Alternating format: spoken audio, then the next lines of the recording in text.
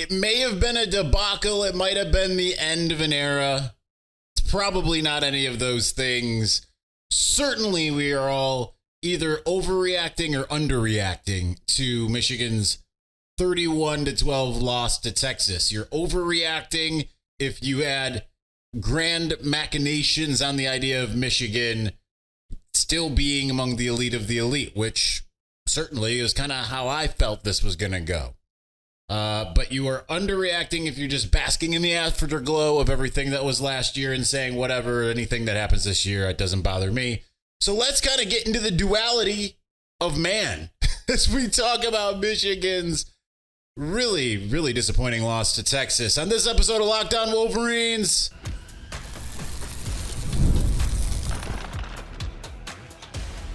You are Locked On Wolverines, your daily podcast on the Michigan Wolverines, part of the Locked On Podcast Network, your team every day.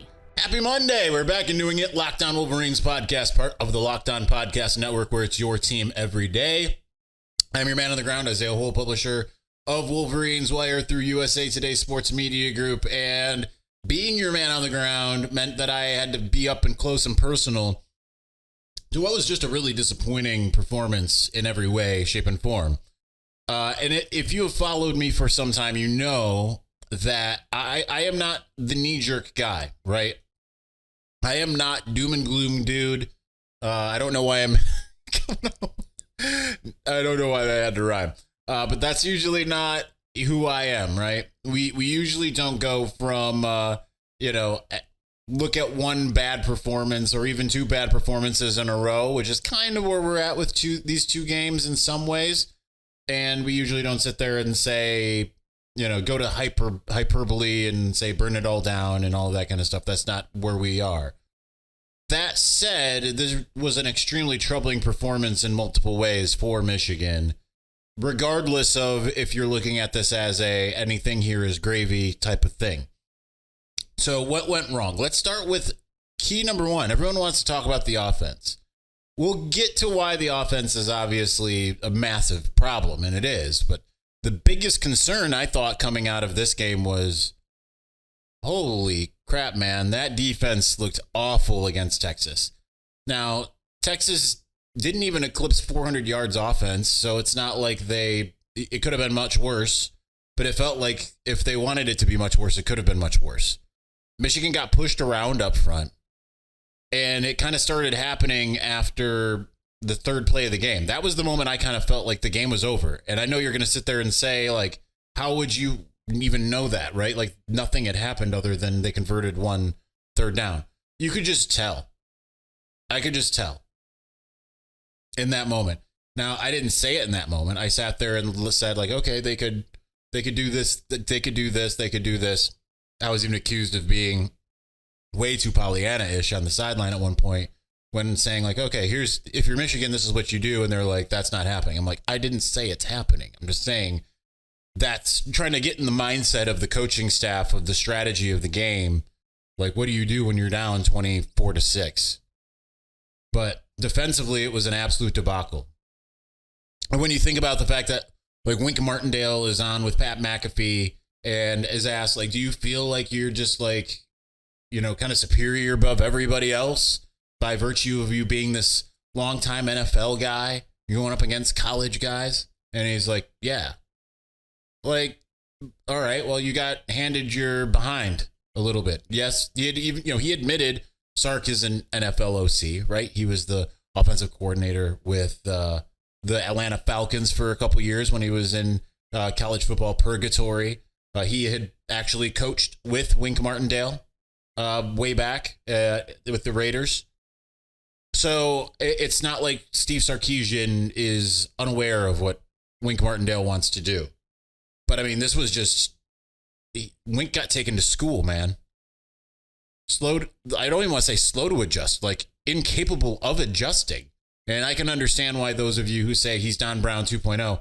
Don Brown's problem, a lot of you think it's the aggression. It wasn't the aggression wasn't the problem. It was the simplicity of the scheme.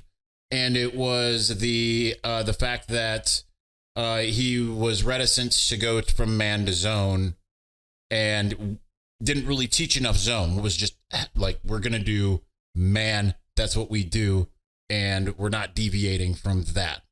Right. Like, and then there was the fatal flaw of just incapable of covering the crossing routes underneath. That's not Wink Martindale, but man, like the fact that they could not figure out how to stop the running back pass, the tight end getting the ball in the flat, that they also couldn't figure out how to deal with the long handoff, which certainly is a product of the RPO. But the linebacking core just looked awful. I mean, there was really nothing on defense that looked good. And in the conversations that I had with some of the people after the game, as in just friends, colleagues, and everything, this was one of the things that was brought to me. And they said that the failure of Wink to take anything away from what Texas does, the failure to take anything away from Texas's plan is a massive failure on coaching. The problem here is the defense just looked utterly toothless. And this was considered to be like, this is the best defense in the country, we thought. Clearly was wrong. And the idea that you were going to be able to go in there and at least hold them to something. And I know a lot of people say, well, the offense didn't really help. And, the defense was getting tired. Listen, it didn't really matter if the defense was getting tired by the end of the first half. They were a sieve. They were lucky that Texas didn't convert on that third and short and had to kick a field goal and then missed. Otherwise, it was a hot knife through butter. Even if Michigan kind of stalled them on first and second down, it just third down. I mean, it was just methodical. And Texas did offensively to Michigan's defense what you expect to see the Michigan offense do to another team's defense. Is just, go through the paces, take up the time. What was one of the things we talked about last week, which was you wanted to see Michigan go first, second, third, right? Like, yeah, you occasionally want to see first, second, second, third, first, that type of thing, that type of sequence. But like, it just kind of works better if you can just kind of just drain the energy out of the team just by just methodically moving down the field. And that's 100% what Texas did. Credit to Texas, though. I mean, they looked amazing. There certainly is an aspect where that might be the best team in the country. Maybe. I mean, it's a possibility. I don't want to really hinge or hang my hat on that. But they had the look of it, right? They were solid in all three phases, man. They were really, really, really good. And they were a great fan base, right? Like they were enjoyable to kind of have around the big house in terms of if you're going to have a visitor. I mean, that was fun just to see the interactions with fans and just seeing even the media, just like their excitement to being in Ann Arbor and all of that. That was great. But so that's an issue, the defense. Let's talk offense. Where I would go from here. Defensively, I feel like it can be cleaned up. There were a lot of coaching mistakes.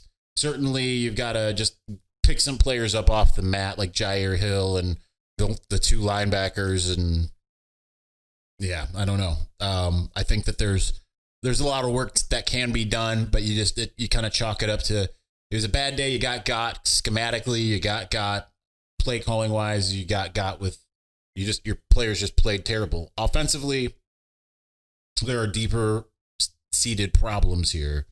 So let's get to that here in just a moment. But before we do, listen, it's that time of day while I'm sitting here recording. It's after lunch. It's 3:30 p.m. You just feel a little drained, especially on a Monday. Best way you can pick yourself back up is with a 5-hour energy.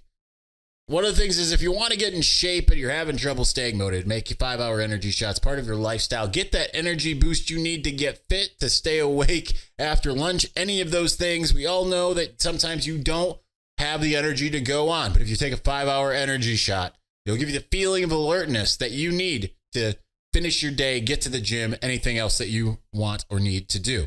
With zero sugar and a convenient portable size, it's the perfect pick-me-up for getting stuff done. The 5-Hour Energy website has flavors galore like watermelon, tropical burst, grape, berry, and there's a flavor for everyone. Try them all. On the site, you even have the option to build a 12-pack or a 24-pack. You choose the flavors and it's delivered right to your door. If you go to 5hourenergy.com, that's the number 5hourenergy.com, and get some 5-Hour Energy product today, you can use my promo code LOCKEDONCFB to receive 20% off of your order. Now, this offer is only valid until September 30th. On one order, can't be used in conjunction with any other promotions, and the code is not good on subscription orders. But go to 5hourenergy.com today. Again, use the promo code LOCKEDONCFB.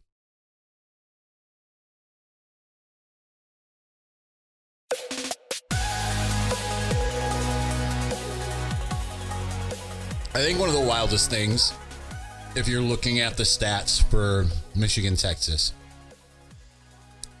it doesn't look terrible statistically as far as the differences from an offensive standpoint.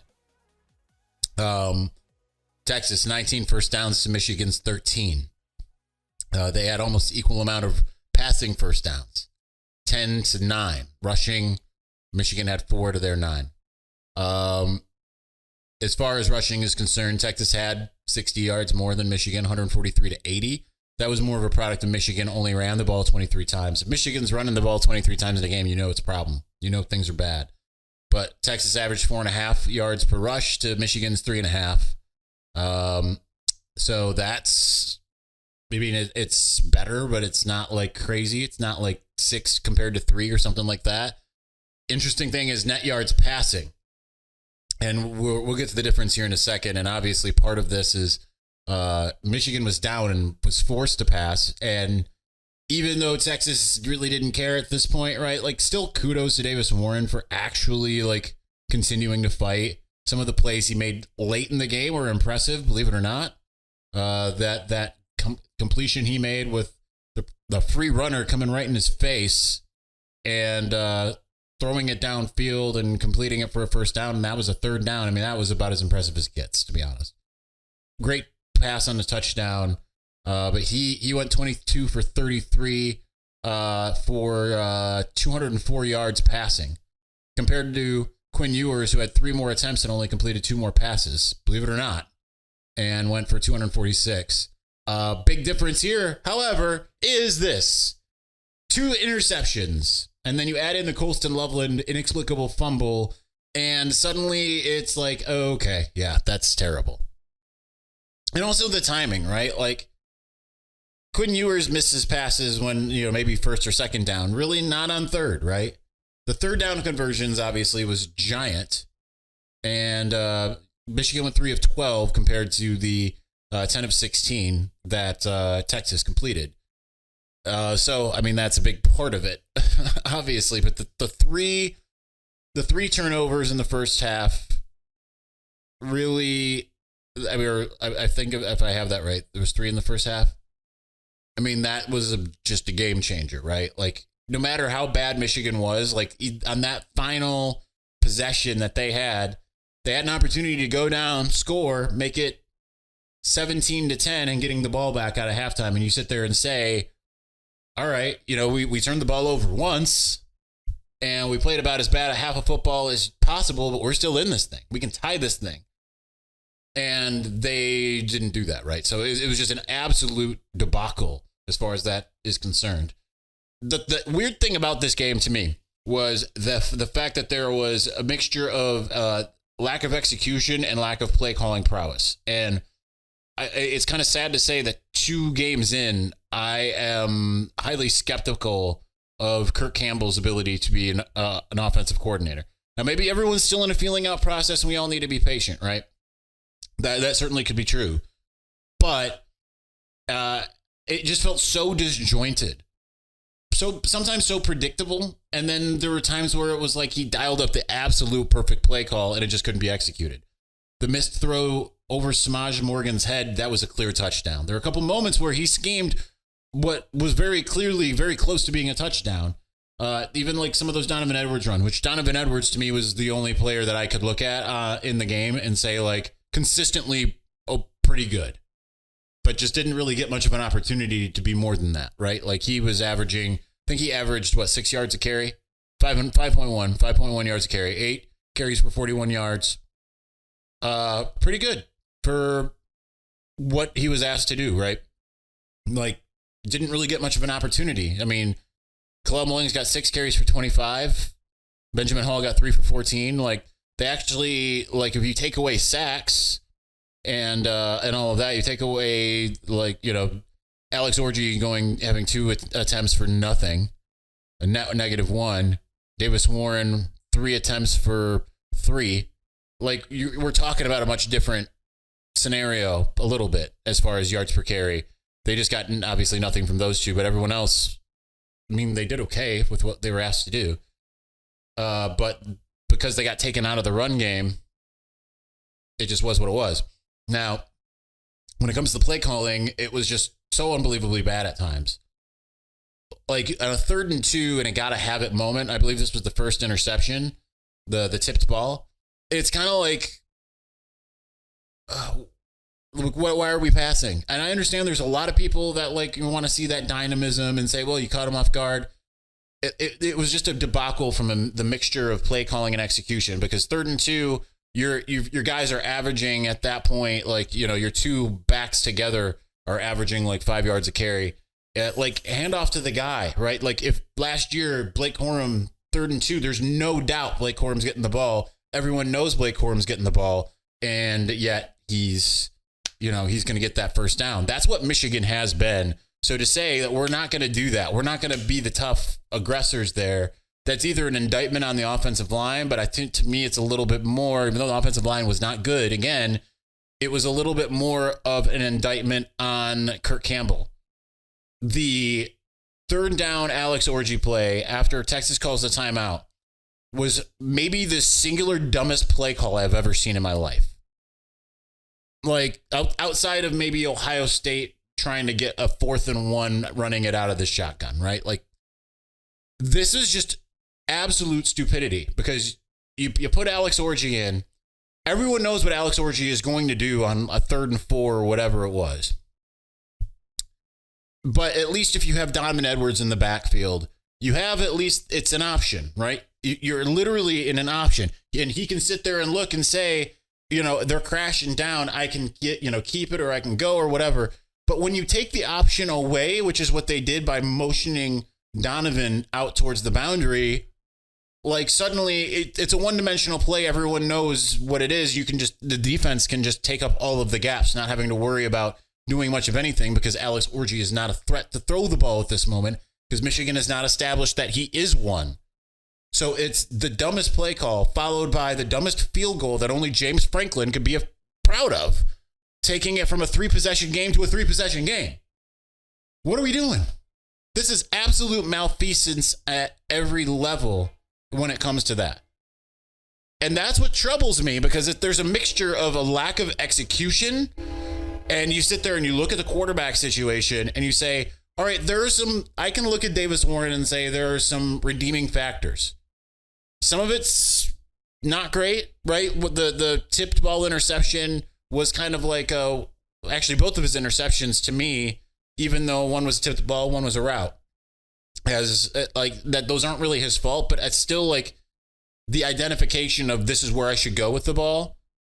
It seemed poor at best. When I'm sitting there looking at the replays, I'm looking at it and I'm saying, at what point did you look at that and say, yeah, let her rip? To me, it doesn't matter if it's the receiver was there. That's just that's a poor decision. Michigan, at the very best, has to put him in a better position. And secondly, Warren, if he is going to be the guy, needs to make better decision making. So to me, it was just such a failure on every level. The defense is way more concerning, because it's a lapse that tells you maybe the offense was winning against the defense, because maybe for some reason this defense isn't nearly as good as it was last year, despite it being mostly the same cast of characters. But offensively, they're playing that complementary football, but it's on the bad side. So I'm more than concerned. because there was a lot of things that were very concerning in this game. So where do we go from here? Let's talk about that here in just a moment.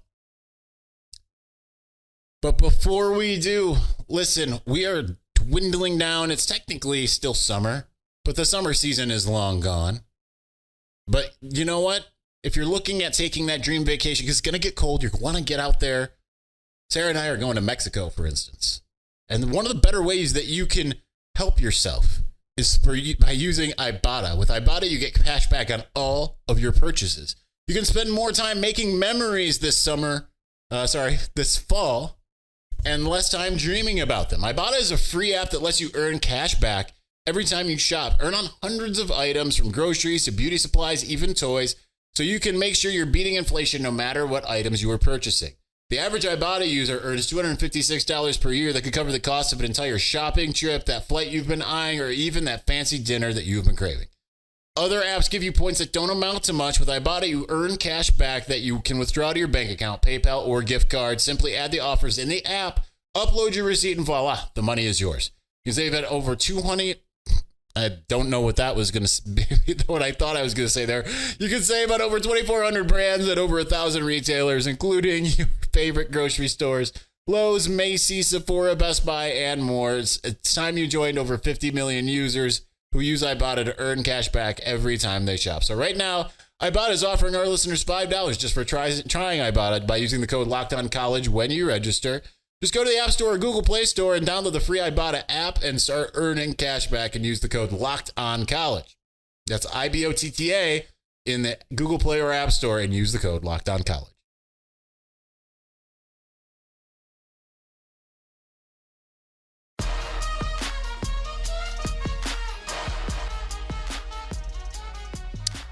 All right, so where does Michigan go from here? For a lot of you, again, for that who followed me for a long time, this fire and brimstone that I was kind of spewing there in segment 2 is probably a little surprising because I am the more even-handed. But it was just such a failure in every part, and we're just not used to that anymore. Although it's funny, this game was almost, in a lot of ways, a facsimile to playing Georgia in 2021. That when I left the field, that's what I kind of said. I said, this is Georgia 2021, right? So maybe you're a pretty good team and you're facing off against a really bad team, and we just haven't had enough data points. There is some truth to that. I think we need to see more data points because this is one of the things, especially offensively.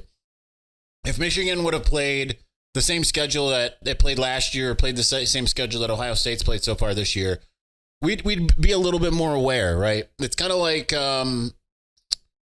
you kind of feel like you have a better beat when you have a couple teams that you're like, okay, you should beat these teams by a lot. And then if you don't, you're kind of like, whoa, there's problems. You know, Michigan finally got there against Fresno State. It took a while, but they got there. And then you kind of say, okay, well, that might be a really good group of 5 team. It's been one. So, okay, I'm kind of fine with that.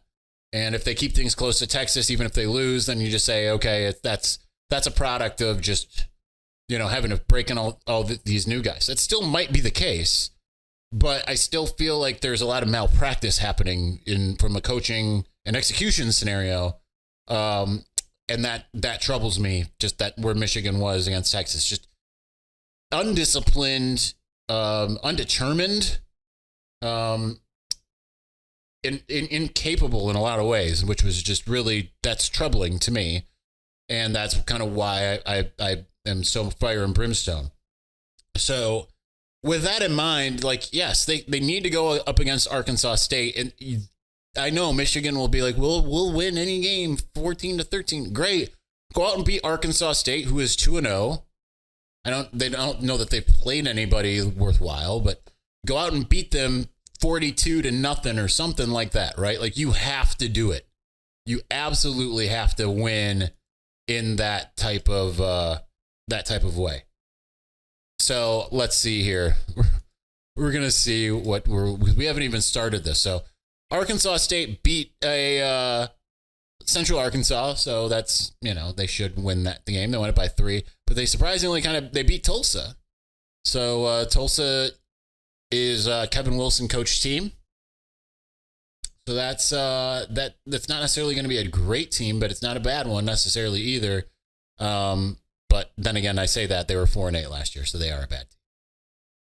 Still, you got to go out and beat Arkansas State if you're Michigan. If I'm Michigan and I didn't get any impression from Sherrone Moore that they're going to make any changes, I'm doing one of two things. Or one of three things. I'm not saying not playing Davis Warren at all, but I may be giving him a quarter. I may be opening things up and saying, like, okay, we're establishing the run. Whoever's at quarterback, though, you have to execute the offense as said. I'm giving Alex Orji more of a chance. If Jack Tuttle's back, I'm giving him more of a chance. Keep in mind, Jack Tuttle, I feel, would have been the guy who would have won the job if it wasn't for his injury. And Sherrone Moore says that he should be back and throwing and all of that stuff this week. So it very well could be Jack Tuttle anyway. But all things equal, I would go with Jaden Davis. And I know that feels like, you're kind of giving up on everything. I'm usually of the mindset of you don't want to ruin a young quarterback. But if at this point, like even 1-1 on the season, everything's in front of you. I'm almost to the kind of the point where it's like, okay, I think the better bet would be to just start developing what you have for the future and don't end up in this spot later, right? Get your options kind of together. And to me, I mean, there's really kind of no great option here. And anyway, and that's partially a product of J.J. McCarthy leaving late, which is in part due to Jim Harbaugh moving to the NFL late, which is in part due to making a playoff run, winning the national championship. You don't trade any of these things, right? But there's a little bit of a lack of foresight when it came to not going into the portal and getting someone, throwing just massive amounts of numbers at Dante Moore and saying, like, don't be a backup there, come home, we need you, potentially. Like, you can go be a backup in Oregon or you can be backup back home, man. But, like, at least come home. So it is a little bit of a dereliction of duty in my eyes that they didn't get that and maybe didn't get another, go and get like a top flight wide receiver when Texas went out and got a bunch of guys, right? Some of these schools did. And Michigan, I know that we're confident in what we have. But you know what? You gotta continue to reinforce and make things better, because it's just not a good offensive situation to start the year. It can get better, but it better get better in a hurry. The problem when you lose a game like you just did to Texas, that game could beat you twice, and you can't have that happen because you got a really good USC team coming into the big house the next week. Minnesota is certainly capable of beating you in week 5. This thing could get out of control in a hurry. Will it? That's up to Michigan. Hopefully a week from today, we're sitting there here having a laugh and being like, well, I think they fixed a lot of the problems because they just brought in Jaden Denegal, who's the answer to all of your issues, and he just threw for 500 yards, right? Maybe that's it. I don't know. But to me, like, and why would I go with another quarterback over Davis Warren? Warren might be the most, like, stable outside of Jack Tuttle, but I feel like the ceiling, if Orji can put together his game a little bit more, if he can get the arm to actually, like, make those throws, because he's got the athleticism, it just opens everything up in a way that it won't for Davis Warren. So to me, if I'm Michigan, I'm finding a way to make that happen. Let him be the Jalen Milroe who develops midseason. Respond the way Alabama did after losing to Texas last year, not how LSU did coming out of the 2019 national championship. All right, we're out of time. Thank you for watching. Thank you for listening. We'll be back on Tuesday. We'll talk to you then. Peace.